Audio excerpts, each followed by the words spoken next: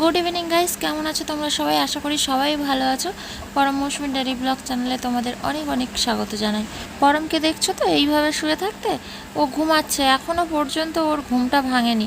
অনেক করে ডেকেছি, এইমাত্র সবে উঠে একটুখানি ওই দেখো না, চোখটা পিট পিট পিট পিট করে চেয়ে রয়েছে হালকা হালকা। তো ওর শরীরটা আগের থেকে অনেকটাই ভালো, তবে কি টনসিলটা এখনও ফুলে আছে, ব্যথা নেই কিন্তু এখনও ফুলে আছে, ওষুধ তো চলছে। শরীরটা এখনও পর্যন্ত অনেকটাই উইক আছে। মাঝে মধ্যে প্রায় দেখছি, মাঝে মধ্যে বলে নয়, ঘুমিয়ে পড়ছে, মানে যখন তখন ঘুমিয়ে পড়ছে। আগে কিন্তু ও এতটা ঘুমাতো না, মানে শরীরটা উইক বলেই আর কি ঘুমটা আসছে। যাই হোক, ঘুম থেকে তুলে আর এই পড়তে বসিয়ে দিয়েছি। সামনে সোমবার থেকেই তো পরীক্ষা, সিলেবাসটা এখনও পুরোটা রিভাইজ দেওয়ানো হয়নি। এদিকে বলতে বলতে বরমশাইও বাড়িতে চলে এসছে। কত কি বাজার করে নিয়ে এসছে দেখো। আজকে তো ঈদের দিন, ঈদের দিনে দেখো সিমই কিনে নিয়ে চলে এসছে। আমি বলেছিলাম একটু লাচ্ছা সিমই করব, তুমি পেলে নিয়ে এসো। তো আজকে তো বাজারে প্রচুর পরিমাণে বিক্রি হচ্ছে, তাই নিয়ে এসছে। আর আমরা তো হিন্দু, তোমরা তো জানোই। আর আমার অনেক মুসলিম বন্ধুরা আছো, তোমাদের সবাইকে জানাই ঈদের অনেক অনেক শুভেচ্ছা। ঈদ মোবারক সবাইকে। তোমরা সবাই খুব খুব খুব আনন্দ করো, তোমাদের জন্য অনেক শুভকামনা থাকলো। তবে এই কি যে এই ভিডিওটা তোমরা ঈদের পরের দিনে পাচ্ছ, আর ঈদের স্পেশাল শর্ট ভিডিও তো আমি আগেই ছেড়ে দিয়েছি, তোমরা তো দেখেই নিয়েছো। ভিডিওগুলো কেমন লেগেছে কমেন্ট করে অবশ্যই জানিও কিন্তু। আর বড়মশাই দেখো একটা গেঞ্জি গিফট পেয়েছে, আজকের না, এটা কালকেরই পেয়েছিল, তো আনতে ভুলে গেছিলো। অবশ্য অফিস থেকে দেয়নি, এটা অফিসের ওর একটা কলিগ, একটা বন্ধু দিয়েছে আর কি। আজকের জানো তো বড়মশাইয়ের এক ফ্রেন্ডের বাড়িতে দাওয়াত ছিল। তোমাদের ভাষায় দাওয়াত বলে, তো আমাদের ভাষায় নিমন্ত্রণ বলে। যাই হোক, তো ছিল, যায়নি, যেতে পারেনি আর কি। কাজ শেষ করতে করতে অনেকটা লেট হয়ে গেছে, তাই জন্য আর যায়নি। গত বছর ঈদে কিন্তু ওদের বাড়িতে গেছিলো, কি আর হবে, খাওয়া দাওয়াটাও ওর আর হলো না, আর নিমন্ত্রণ রক্ষা করতেও যেতে পারলো না বেচারা। তবে ঈদের দিনে ওর একটা নতুন ড্রেস হলো বলো, পরে পরে দেখছে আবার। অবশ্য গায়ে কিন্তু খুব সুন্দর ফিট করেছে গেঞ্জিটা, আর গেঞ্জিটা পরে যে কতটা খুশি হয়েছে তোমরা তো দেখেই বুঝতে পারছো। তবে নিমন্ত্রণটা খেতে যেতে পারলো না, আর যেতে পারেনি যখন আর কি আর করা যাবে। ঘরে ডাল আলু সেদ্ধ ভাত আছে, তাই খাবে। কি বলো তো, এই সময় আমাদের আবার চড়কের জন্য কয়েকদিন শিব পুজো চলছে, আমাদের এখন কয়েকদিন নিরামিষ খেতে হবে।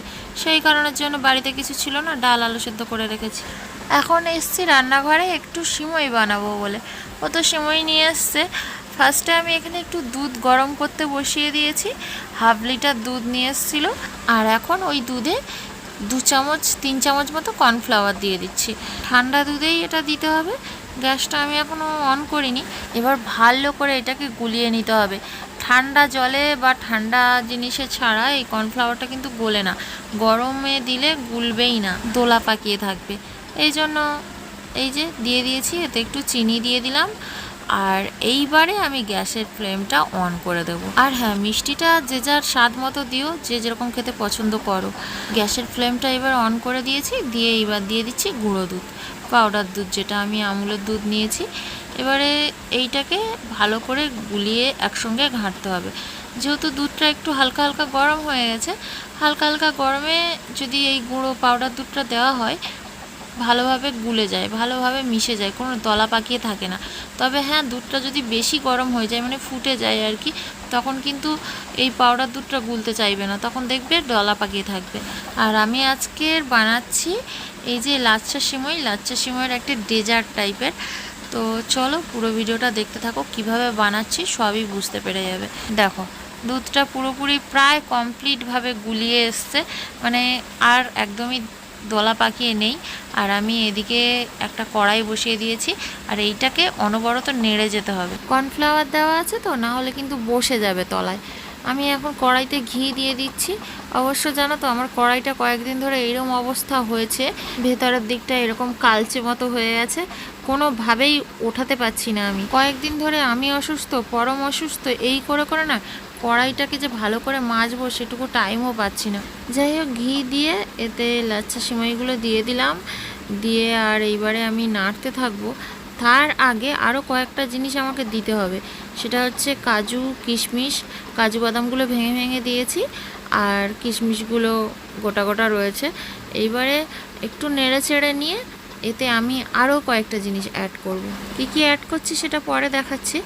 আর জানো তো এই সিমইটা তো আমাদের এখানে এই ঈদের সময়টাতেই পাওয়া যায়, না হলে অন্য সময় বলো অন্য মানে প্যাকেট সিমইগুলো পাওয়া যায়, কিন্তু এই সিমইগুলো পাই না।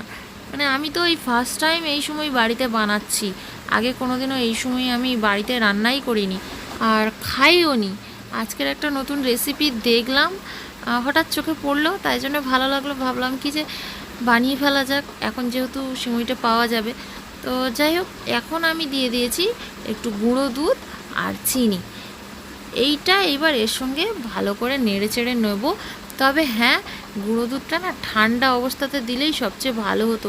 আমি না খানিকটা নেড়েছিলাম, নেড়ে নিয়ে এইবার দিয়েছি, তার জন্য গুঁড়ো দুধটা না দলা পাকিয়ে গেছে। যদি ঠান্ডা অবস্থায় দিতাম তাহলে হয়তো দলা পাকাতো না। ফার্স্ট টাইম তো এক্সপিরিয়েন্স হচ্ছে এই আর কি। ওদিকের কাজ সব কমপ্লিট, সব নিয়ে আর চলে এসেছি ঘরে। এখন ফ্যানের তলায় দিয়েছি একটু ঠান্ডা হওয়ার জন্য। দুধের কনসিস্টেন্সিটা তো তোমরা দেখতেই পাচ্ছ, অবশ্য ঠান্ডা হয়ে গেলে আর একটু ঘন হয়ে যাবে। আর এদিকে সিমুইটা ভাজার পরে কেমন হয়েছে দেখো, সেই যে গুঁড়ো দুধগুলো দোলা পাকিয়েছিল সেগুলো কিন্তু অতটা নেই। মোটামুটি সমস্ত জিনিসগুলো ঠান্ডা হয়ে গেছে। এইবারে আমি ভালো করে সাজিয়ে নেব, যেভাবে আর কি লেয়ার করে করে বিরিয়ানি সাজায়।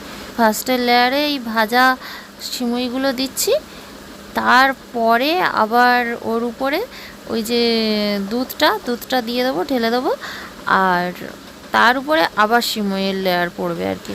এই জিনিসটা কিন্তু ফ্রিজে রেখে আরও ঠান্ডা করে খেলে সবচেয়ে বেটার হয়, মানে খেতে আরও ভালো লাগে, টেস্টি লাগে।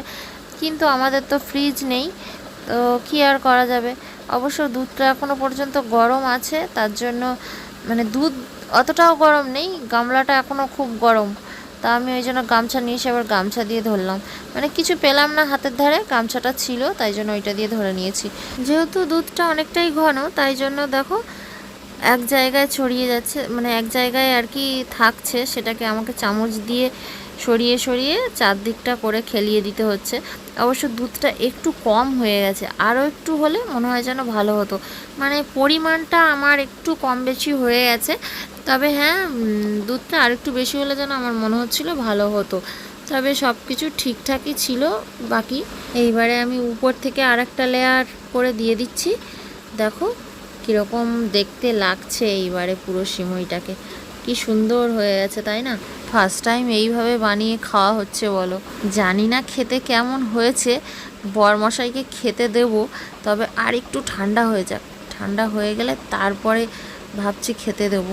আর ও হ্যাঁ, গরমটার তো ঠান্ডা লেগে আছে, তার উপরে তো আমাদের ফ্রিজ নেই, তো ফ্রিজে ঢুকিয়ে খাওয়া যাবে না, নর্মালি ঠান্ডা করে খেতে হবে। একেবারে ঠান্ডা হয়ে গেছে আর পরম সবার আগে খেতে বসে গেছে। বরমশাইকে বললাম আগে টেস্ট করতে, ও বোধহয় ভরসা পাচ্ছে না, তাই জন্য বললো আমাদের আগে টেস্ট করতে। পরম সবার আগে টেস্ট করছে, আর ওকে এতটা পরিমাণে গালে দিয়ে দিয়েছি, বেচারার গাল নাড়তেও খুব অসুবিধা হচ্ছিল, তো বললাম আস্তে আস্তে খা। আর এমনিতেও ও হা করছে, মানে যেন গরম লাগলে যেরকম করে না, হু হা করছে, সে কেমন যেন করছে, মানে গরম নেই তবুও গরম গরম করছে, তাই জন্য প্রচণ্ড রেগে গেছিলাম ওর উপরে। এখন করে জানো তো গরম খুব নাটক শিখেছে, ওই জন্য মাঝে মধ্যে রেগে যাই, বকবক করি ওর পেছনে।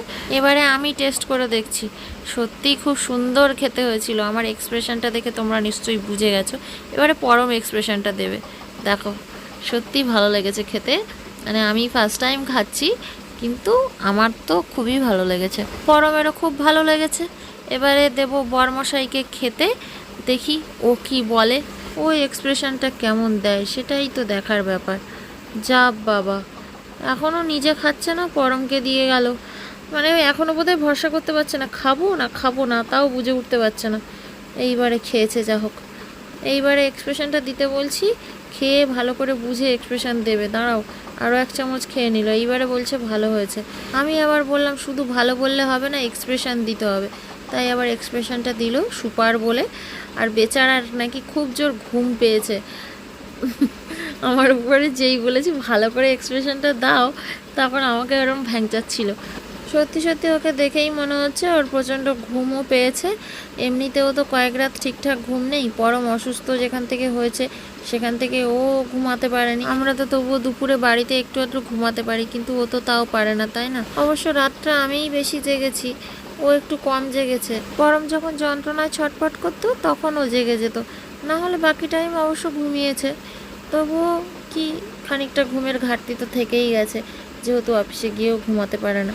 সে ওই সিমই খেয়ে নিয়ে গিয়ে ঘুমিয়ে পড়েছে, আর আমি আবার রান্নাঘরে এসেছি ভেন্ডি আলু ভাজার জন্য। পুরো সিমইটা তো খায়নি, খানিকটা আছে, অল্প করে খেয়ে নিয়ে শুয়েছে। আবার আমাকে বলে রাত্রে আমি কিছু খাবো না, শুয়ে পড়লাম। মানে নিরামিষ ভাত তরকারি দেখেছে আর খেতে ইচ্ছে হচ্ছে না বাবুর, তাই জন্য ভাবলাম একটু ভেন্ডি আলু ভাজি। আবার ও আমাকে বললে যদি তুমি কিছু ভাজা করো তাহলে খাবো। তো ভালো, আমি তাই জন্য এই ভেন্ডি আলু ভাজতে এসেছি।